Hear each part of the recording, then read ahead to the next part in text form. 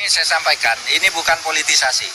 Penyidikan ini sudah dimulai bulan Juni, karena bulan Maret sudah minta perpanjangan, sudah diperpanjang, kok pada bulan April tidak benar, ditinjau bulan Mei kok tidak benar, Juni.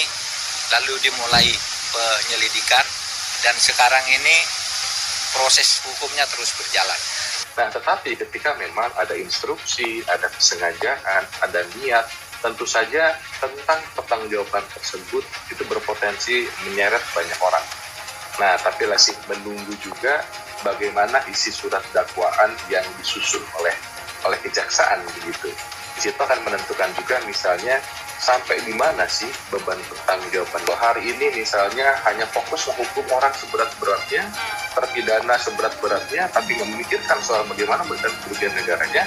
Ini harus segera diselesaikan supaya apa? Supaya lembaga ini bisa bekerja kembali, transformasi digital, bahkan aktivitas digital yang sangat ditunggu-tunggu masyarakat dan memang dibutuhkan masyarakat bisa berlangsung lagi, bisa berjalan secara normal, bahkan pembangunan bisa dicapai tahun 2024 selesai, begitu loh. Karena sebelumnya kan Pak Rudiantara sebagai seorang profesional kan batuk ini. Karena ingin menyambut kerja-kerja tadi itu kerja nasional. Dulu zamannya Pak Rudiantara itu kan karena sebagai profesional kan tidak, dia prudent, kemudian tidak bisa diintervensi. Kita berharap karena ini strategik, jangan lagi dikasih partai. Maka partai politik itu secara aturan itu bisa dikenakan tindak pidana korporasi dalam tindak pidana pencucian uang maupun tindak pidana korupsi jika tindak pidana asalnya adalah tindak pidana korupsi. Undang-undang pemerintah daerah itu tidak memberikan kewenangan persoalan telekomunikasi ke daerah. Sehingga ketika Indonesia harus membangun, pemerintah pusat harus membangun daerah-daerah yang ada yang terpencil, maka tidak bisa dibantu oleh pemerintah daerah. Terkait kasus korupsi BTS Kominfo, Mahfud MD sebut ada bukti rekaman percakapan sejumlah pejabat. Tribun Medan.com. Menteri Koordinator Bidang Politik, Hukum, dan Keamanan atau Menko Polhukam Mahfud MD mengatakan penyidik Kejaksaan Agung atau Kejagung telah mengantongi bukti berupa dokumen, surat hingga rekaman percakapan sejumlah pejabat terkait dugaan korupsi pembangunan Menara Base Transceiver Station atau BTS 4G. Mahfud mengatakan penyidik Kejagung memiliki rekaman percakapan termasuk dari unsur pejabat penting saat membagi-bagikan proyek tersebut.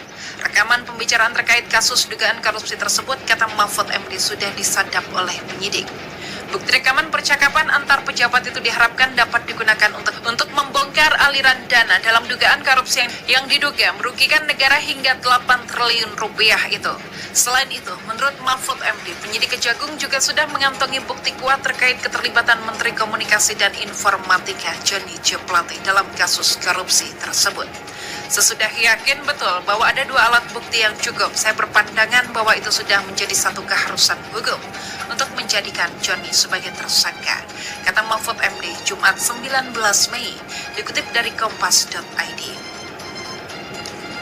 Jika sudah yakin kemudian menunda, itu malah melanggar hukum, sehingga saya katakan penetapan tersangka itu adalah suatu keharusan hukum, ujarnya.